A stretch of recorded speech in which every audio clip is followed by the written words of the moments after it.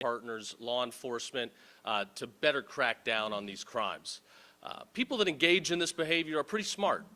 They find ways to commit crimes in different jurisdictions so that there are jurisdictional boundaries that make it more difficult for investigators to work together to put evidence together and ultimately bring cases.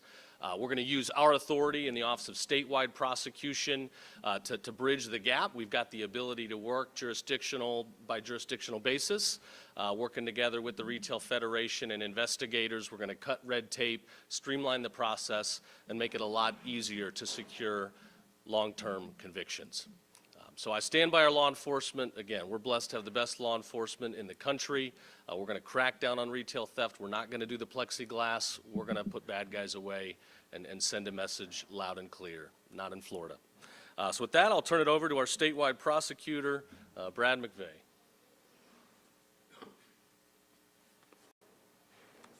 Thank you, General. And thank you, Home Depot. Beautiful store. Thanks for hosting us this AM. Today I'm proud to stand here with the Attorney General, our law enforcement partners, our loss prevention partners, to announce the launch of the new Organized Retail Theft Task Force. This task force will form a dedicated team that will aggressively investigate, prosecute, and dismantle criminal networks responsible for large-scale theft. Organized retail theft crime is not just shoplifting. Oftentimes, these are sophisticated criminal enterprises that steal millions of dollars from our businesses. They fuel drug trafficking, they endanger employees of the businesses, and they endanger customers. They ultimately result in higher prices for Floridians. And so since February, when the Attorney General started, this has been one of his priorities, and it continues to be. Since February, we've seen 52 convictions for organized retail theft. We have 185 targets under investigation currently in our office. We have 54 cases that have been filed with 84 defendants charged and 36 currently still being investigated in those cases. These crimes are increasingly bold. We see coordinated teams, smash and grab. We see flash mobs and even violence. We recently secured a decades-long prison sentence in Broward County on a two-defendant ring that involved thefts from Ultra Beauty stores. One of the defendants had 36 separate thefts. The other had 30. Two of those incidents involved violence against the workers in the store. And $220,000 in merchandise was ultimately stolen. We've seen the illegal immigration play a factor in this. We have in Tampa right now close to a dozen different illegal immigrants that have been either under investigation or have been charged with being part of an organized retail theft ring. So what you often see in terms of themes of these cases, dozens of thefts. It's multi-jurisdictional. You see targeted products, usually luxury goods or targeted retailers such as Home Depot, Walmart. We're seeing immigration play a role. And we have cases where goods are actually being shipped back to other countries. So stolen goods and then being shipped back to the country such as China, Venezuela, name a few in some of our cases. We see a lot of the defendants have long criminal histories. That's one of the things we notice that's probably most frequent is that there's small-time sentences that are being handed out where it's a slap on the wrist, and this equates to the cost of doing business. So what we're going to look for is strong sentencing, prison for these cases, and to try to get as much restitution as we can. With respect to the task force, we're going to assign 6 prosecutors that will be working hand in hand with law enforcement. to ensure continuity, expertise, and maximum impact. We will look to expand our law enforcement partnerships with local sheriffs, police departments, and state police.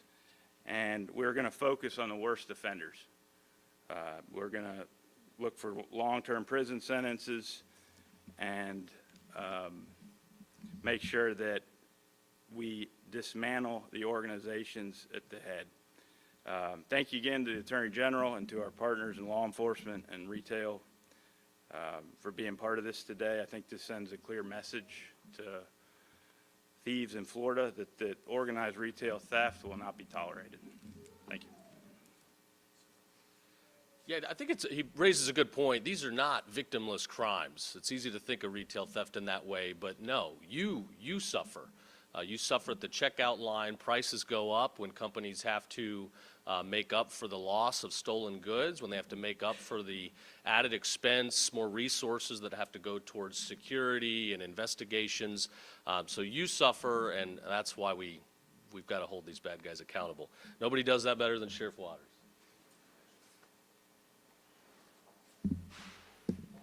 Good morning. So I'm honored to support the launch of the statewide investigative retail task force. I want to thank Attorney General Uthmeier for his leadership on this important issue. In building out this statewide task force, the Attorney General's office empowers local law enforcement agencies to work collaboratively with partner agencies and prosecutors to ensure that organized retail theft schemes are investigated under the umbrella rather than piecemealed into individual theft investigations. By building cases that group related retail thefts into organized criminal schemes, investigators can arrest thieves for more serious charges and prosecutors can seek tougher sentences. This is a win for both the Jacksonville business owner and the consumer. As we head into the holidays, Jacksonville citizens will be shopping for their loved ones. These law-abiding citizens deserve holiday shopping experiences free of the burdens imposed upon them by thieves. There's nothing worse than a thief, in my opinion.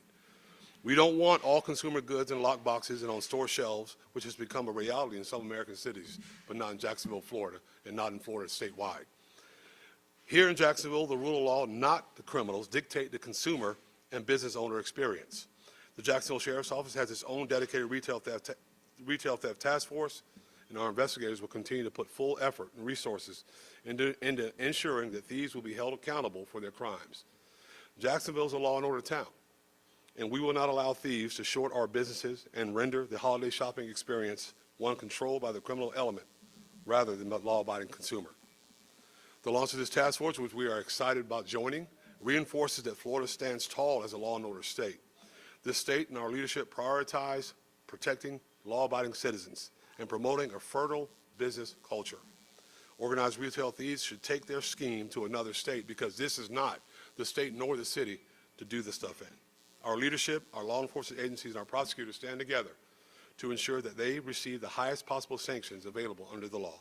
Once again, thank you to the General. Thank you for allowing me to be here. Looking forward to it.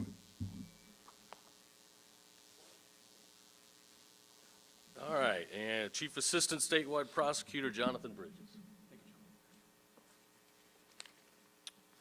Good morning. My name is Jonathan Bridges. I'm a Chief Assistant Statewide Prosecutor with the Attorney General's Office of Statewide Prosecution. I've been with this agency about 10 years, and during that time, I have seen a dramatic uptick in what we call organized retail crime. What we've seen in our cases, in our investigations that we work with on law enforcement, in our cases we prosecute in court, is that groups of individuals working together to commit retail crimes, some people call them boosters, we can just call them thieves. They treat shoplifting like a job. We've seen cases where they get up in the morning and travel from their home and hit retail stores where they steal consumer goods in multiple counties, in multiple regions and parts of the state.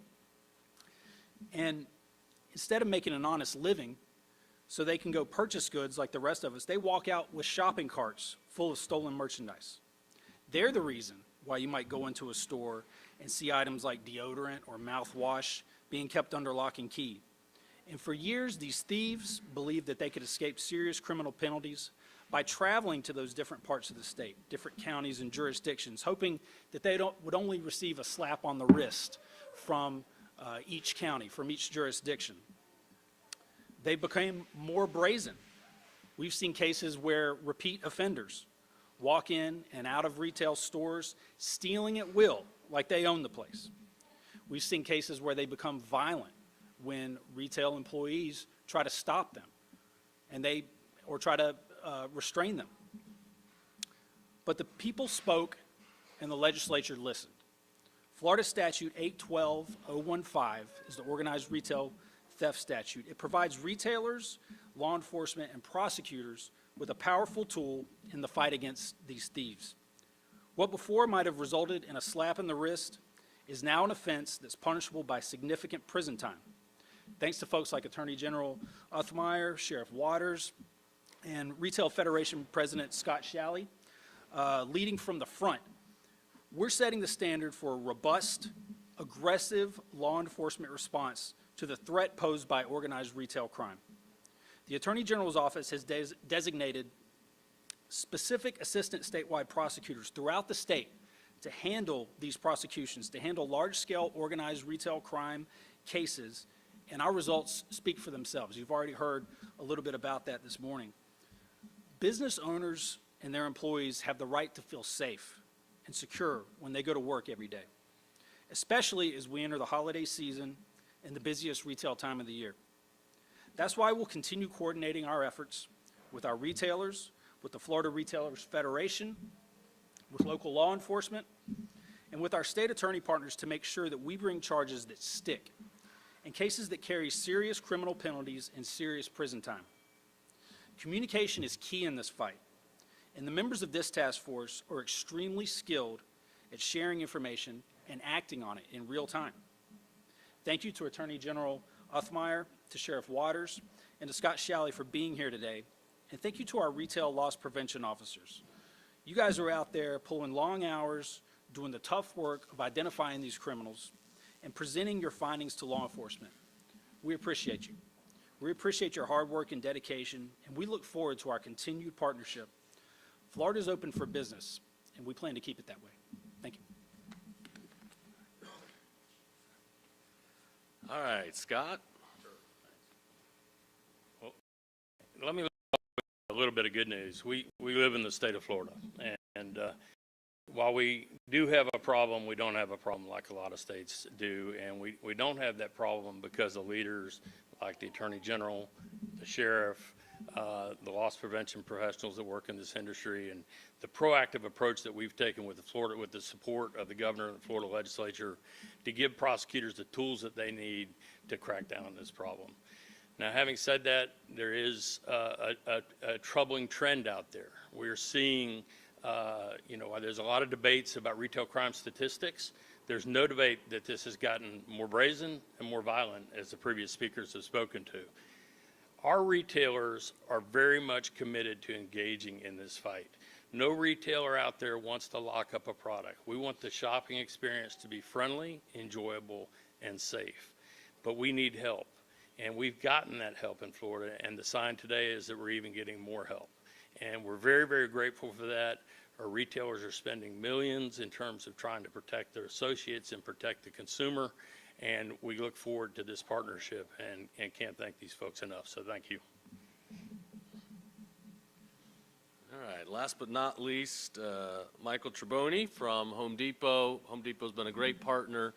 Not just in this, but I think we're now at the end of hurricane season, and every time there's a storm, they go above and beyond to make sure our state has what it needs to recover and rescue and do what needs to be done in challenging times. So thank you for having us here. Great. Thank you.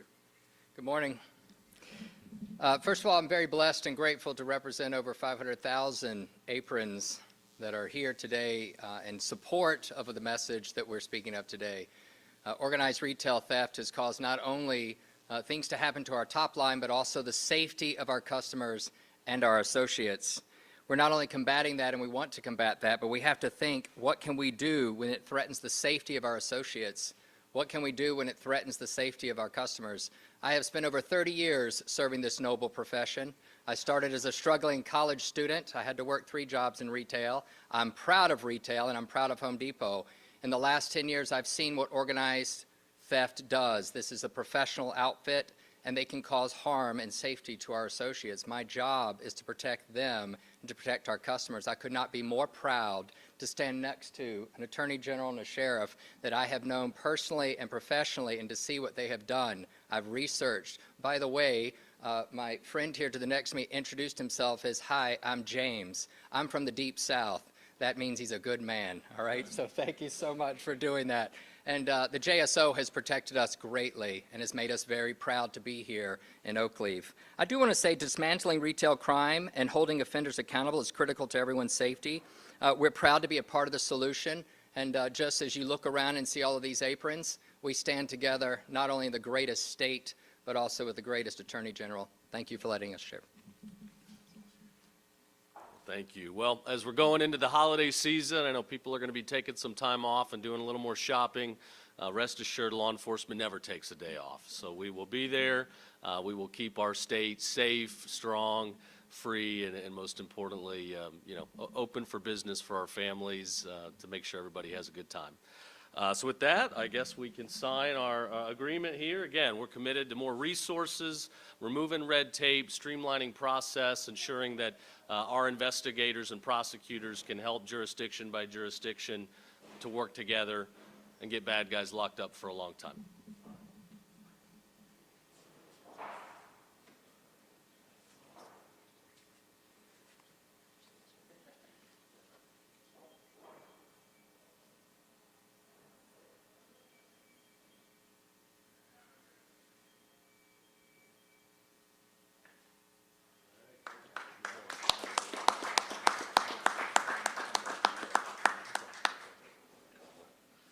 We got time for a couple questions if anybody has any.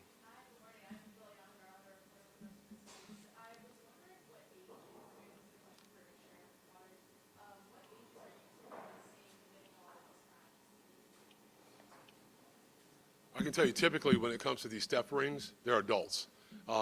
Usually in their 30s. They're always adults. They always come in groups, and they practice this stuff across the county and across the state.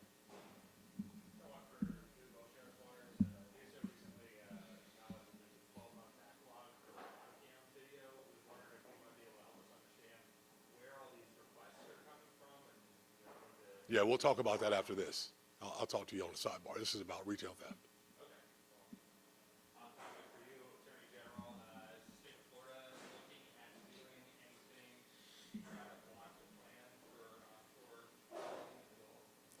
I just got briefed on that this morning. I know the governor's had a statement, as well as some of our state leaders. So again, not my area of expertise right now. We're focused on retail theft, but I know in Florida we protect our natural resources. It's been a commitment of the state, and I don't see our state leaders wanting to change their views.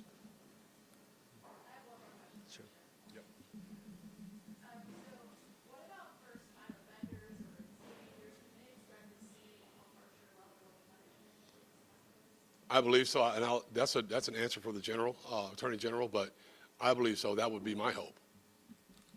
Can you say that one more time?